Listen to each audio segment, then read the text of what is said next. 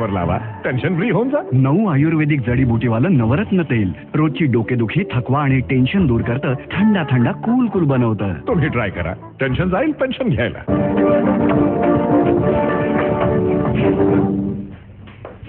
मातंग समाजाचा सामाजिक, शैक्षणिक आणि आर्थिक विकास होण्याच्या दृष्टीनं राज्य शासनानं नेमलेल्या क्रांतीवीर लहुजी साळवे मातंग समाज आयोगाच्या शिफारशींचा अभ्यास करून त्याची अंमलबजावणी करण्यासाठी मंत्रिमंडळापुढे लवकरच प्रस्ताव आणला जाईल, असं मुख्यमंत्री विलासराव देशमुख यांनी आज सांगितलं.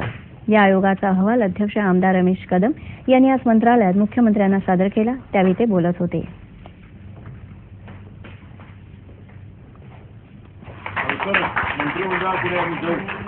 आणि हा निर्णय लवकर घेऊ आणि मंत्रिमंडळाची नोट ताबडतोब तयार करावी म्हणून खात्याच्या मंत्र्याकडे मी. या अहवालात एकूण 83 शिफारशी करण्यात आल्या आहेत.